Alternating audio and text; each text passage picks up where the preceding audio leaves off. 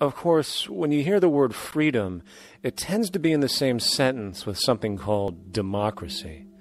It's fascinating how people today seem to believe that they actually have a relevant influence on what their government does, forgetting that the very nature of our system offers everything for sale. The only vote that counts is the monetary vote, and it doesn't matter how much any activist yells about ethics or accountability. In a market system, every politician, every legislation, and hence every government is for sale. And even with the $20 trillion bank bailout starting in 2007, an amount of money which could have changed, say, the global energy infrastructure to fully renewable methods, instead going to a series of institutions that literally do nothing to help society, institutions that could be removed tomorrow with no recourse. The blind conditioning that politics and politicians exist for the public well-being still continues.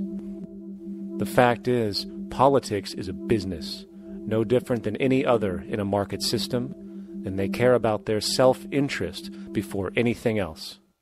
I don't really, honestly, deep down believe in political action. I think the system contracts and expands as it wants to. It accommodates these changes.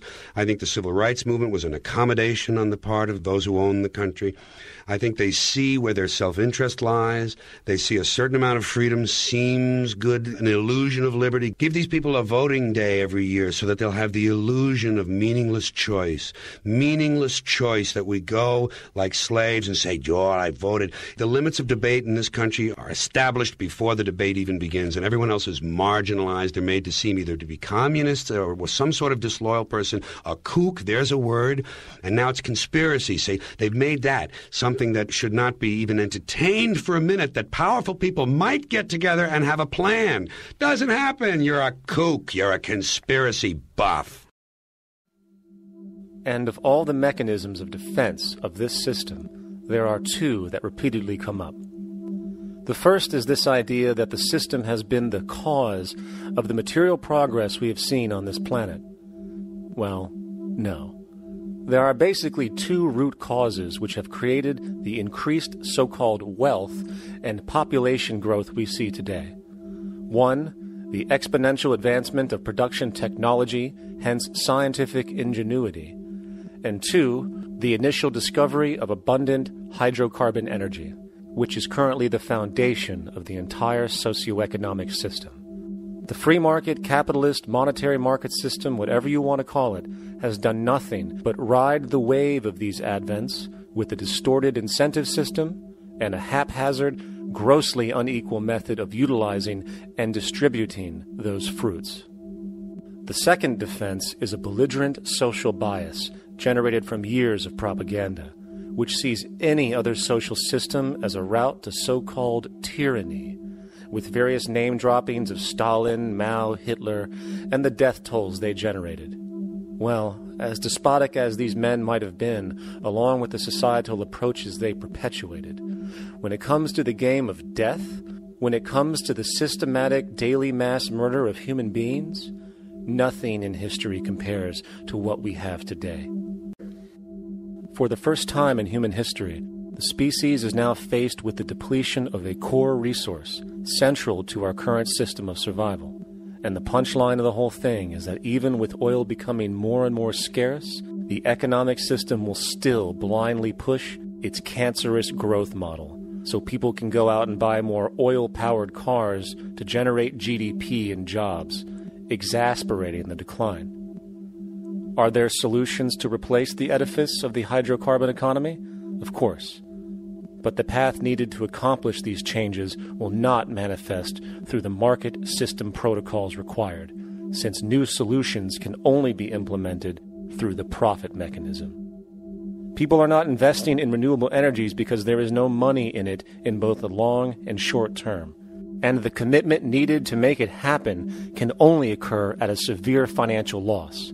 Hence, there is no monetary incentive. And in this system, if there's no monetary incentive, things do not happen. And on top of it all, peak oil is just one of many surfacing consequences of the environmental social train wreck gaining speed today. So you see, you have built-in corruption. We're all chiseling off each other, and you can't expect decency and that sort of thing. And feeling that, they don't know who to elect.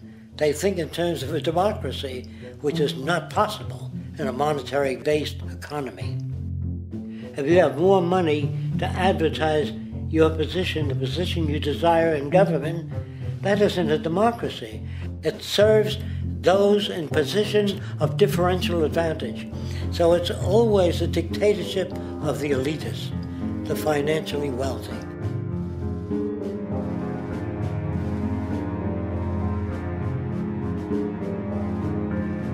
It is an interesting observation to note how seemingly unknown personalities magically appear on the scene as presidential candidates. Then, before you know it, somehow you are left to choose from a small group of extremely wealthy people who suspiciously have the same broad social view. Obviously, it's a joke. The people placed on the ballot are done so because they have been pre-decided to be acceptable by the established financial powers who actually run the show. Yet, many who understand this illusion of democracy often think, if only we could just get our honest, ethical politicians in power, then we would be okay. Well, while this idea, of course, seems reasonable in our established-oriented worldview, it is, unfortunately, another fallacy. For when it really comes down to what is actually important, the institution of politics, and thus politicians themselves, have absolutely no true relevance as to what makes our world and society function. It's not politicians that can solve problems. They have no technical capabilities. They don't know how to solve problems. Even if they were sincere, they don't know how to solve problems. It's the technicians that produce the desalination plants. It's the technicians that give you electricity, that give you motor vehicles, that heat your house and cool it in the summertime. It's technology that solves problems, not politics. Politics cannot solve problems because they're not trained to do so. Very few people today stop and consider what it is that actually improves their lives. Is it money? Obviously not. One cannot eat money or stuff money into their car to get it to run. Is it politics? All politicians can do is create laws, establish budgets, and declare war, lawless for those who require it. The true gift that we as human beings have, which has been solely responsible for everything that has improved our lives, is technology. What is technology? Technology is a pencil, which allows one to solidify ideas on paper for communication. Technology is an automobile, which allows one to travel faster than feet would allow. Technology is a pair of eyeglasses, which enables sight for those who need it. Applied technology itself is merely an extension of human attributes, which reduces human effort, freeing humans from a particular chore or problem. Imagine what your life would be like today without a telephone, or an oven, or a computer, or an airplane. Everything in your home, which you take for granted, from a doorbell, to a table, to a dishwasher, is technology, generated from the creative, scientific ingenuity of human technicians, not money, politics, or religion. These are false institutions. And writing your congressman is fantastic. They tell you to write your congressman if you want something done. The men in Washington should be at the forefront of technology, the forefront of human studies, the forefront of crime, all the factors that shape human behavior. You don't have to write your congressman. What kind of people are they that are appointed to do that job? The future will have great difficulty. And the question that's raised by politicians is, how much will a project cost? The question is not, how much will it cost? Do we have the resources?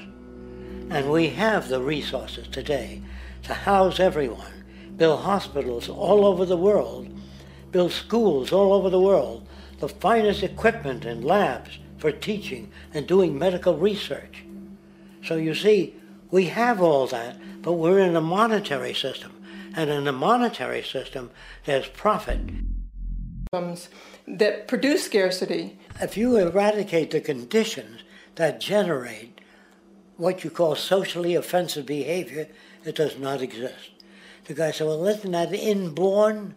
No, it's not. There is no human nature. There's human behavior, and that's always been changed throughout history. You're not born with bigotry and greed and corruption and hatred. You pick that up within the society. War, poverty, corruption, hunger, misery, human suffering will not change in a monetary system. That is, there'll be very little significant change.